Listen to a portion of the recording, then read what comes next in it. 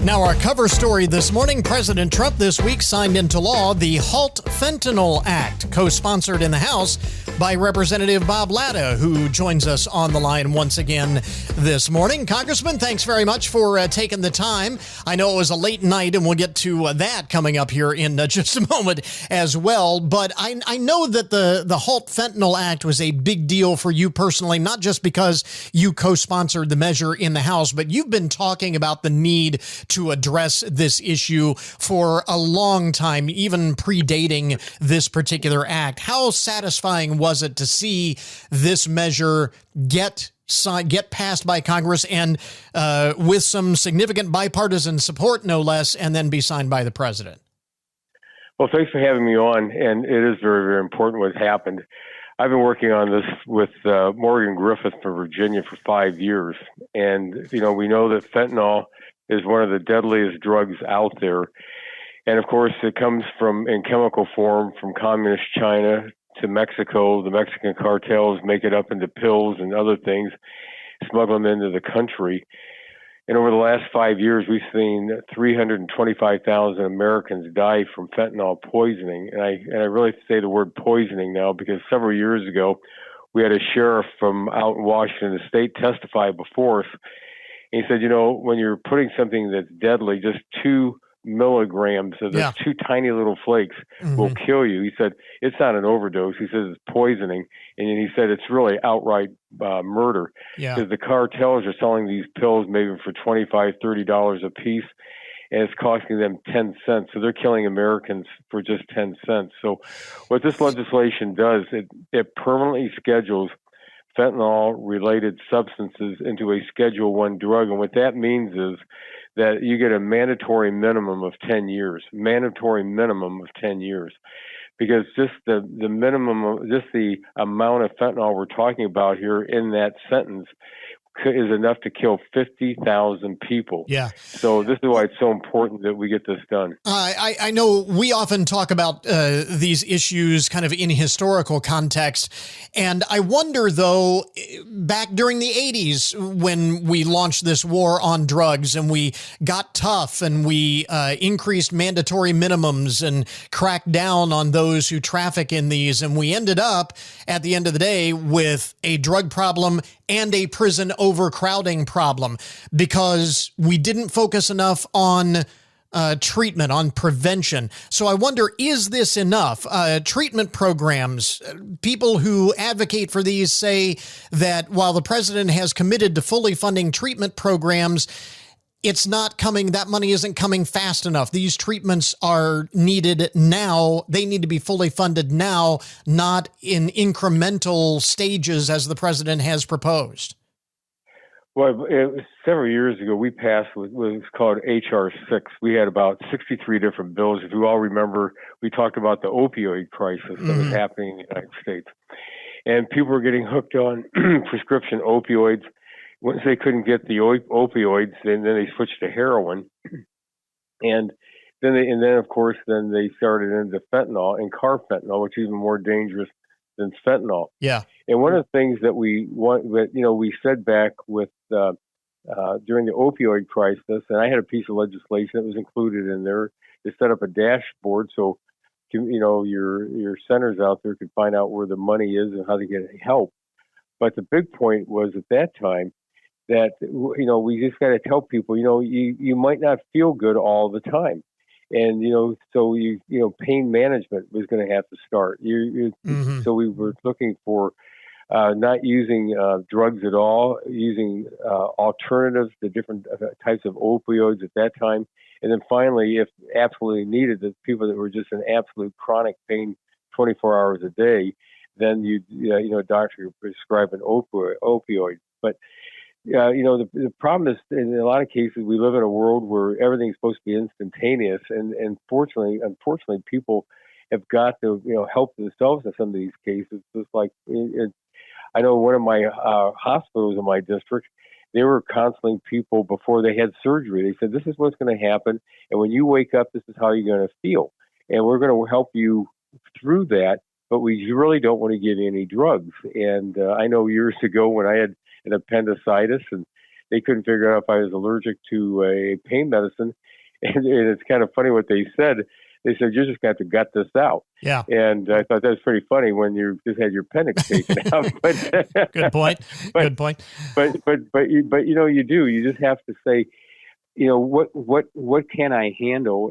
But it's important that, first of all, we cut this stuff from coming across the border, because again, the cartels, I remember asking someone from the DEA in a hearing, I said, don't you think that the cartels are going to say, we just can't keep killing our clients? They said, nope. They said they don't care, because they'll just find other people. Yeah. And they'll kill them. So this is the first step is making sure we don't have, we get this fentanyl crisis under control and stop. The second is what we provided the president. The president closed the border by just saying we're closing the border, and it's amazing how just those couple of words stopped the flow of millions of people across our southern border. And so now it gives the opportunity to the Border Patrol to do what they want to do, and that's patrol the border and not process illegal people coming into the United States. Yeah. We mentioned that it was a late night for you last night. This is the latest piece in what has been a very busy week on Capitol Hill. And that was the House finally passed the rescission bill. We talked last week about the One Big Beautiful Bill Act, OB3. This is sort of part two of the One Big Beautiful Bill. This is kind of the companion legislation, eliminating funding that had already been allocated by Congress. And primarily, you focus on foreign aid and public broadcasting. That's kind of low-hanging fruit as far as a first rescission bill. But I understand that there is another one that is on the way. Well, in the last week when we passed as the president says, the One Big Beautiful Bill, we're talking about trying to reduce spending by about $1.5 trillion over a 10-year period of time, and that's really significant. That's a lot of money, but when you're looking at paying $1 trillion a year now just to pay interest on the debt, that's horrendous. And so, this is you might say a small start. It was just a little over $9 billion. But then there's the president saying that they would like to do a second rescissions package. So we'll wait to see what the White House comes up with on that idea. But, again, one of the things that we know is the federal government has got to pull in its purse strings, because, when people used to always say that your kids and your grandkids are going to pay for it, I tell people, you don't think you're going to live till the end of the year. You're paying for this right now. And so it's a real crisis right on that side. And certainly nobody disagrees with the need to reduce federal spending. But are you concerned, as a couple of your Republican colleagues who voted against this this first rescissions bill expressed concern that this should be done at the impetus of Congress, not the president, that Congress is ceding the power of the purse to the administration? Is there do you have any similar concerns that this is becoming just a rubber stamp Congress for what the administration is? Shouldn't Congress take the lead in this? Well, this is also why we were on the floor so late last night. We were working on the Defense Department appropriations. And so, what Congress has to do is we have to do our work on the appropriation side, because what will happen is if we don't get all of our appropriation bills, then we start doing, continuing resolutions where you just continue on with things, and we just can't keep this up.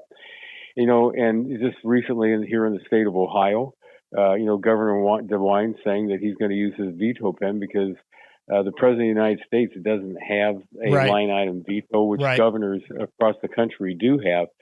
And so, this is just one way that the president, and again, we're talking really a minuscule part of what the federal government spends in a year when you're talking about just a little over $9 billion. Mm-hmm. But it's a start, and it's that every if you don't take that first step forward to try to get this under control, it's not going to get under control. And I really don't know how we're going to handle this, because when you're thinking about maybe by the year 2050, and I think it's going to happen before then, this paying the interest on the debt will become the largest thing that we pay over Social Security, Defense, Medicare.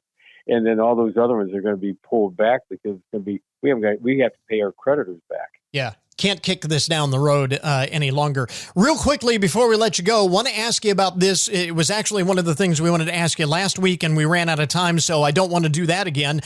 Recently, you floated the idea, I believe you were talking in committee, that the federal government perhaps needs some additional regulations on the autonomous vehicle industry.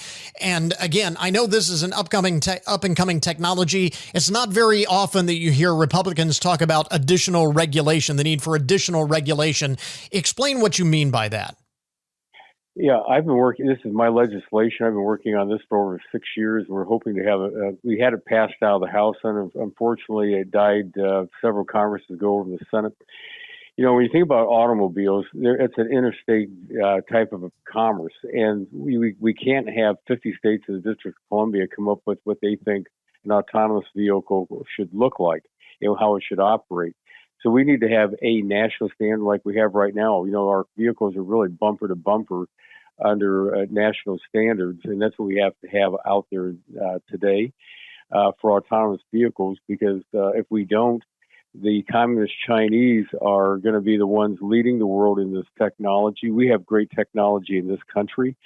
It's amazing, the statistics out there that 94% of all accidents are caused by driver error. Autonomous vehicles, you talk about from a level 1 to a level 5, a lot of the cars, people don't even realize it now when they buy a car, are at a level 2. You know, when you think about staying within the lanes, the self-braking, being able to parallel park. So, but we just have to have a preemption standard out there that vehicle can cross state lines, because you could be driving in Ohio with a car, and when you get too close to the Indiana line, you'll hear it come on saying you have to take this car's going to shut off, or you have to take immediate control because you can't cross the state line in an autonomous mode. So we have to have that federal preemption like we have on vehicles today as they're driving down the road. So one more thing to watch in Congress. Again, Representative Bob Latta with us this morning, talking about a big week in Congress this past week. A lot of things getting done on Capitol Hill. Congressman, thanks very much for taking the time. We appreciate it, as always. Well, thanks very much. Have a wonderful day.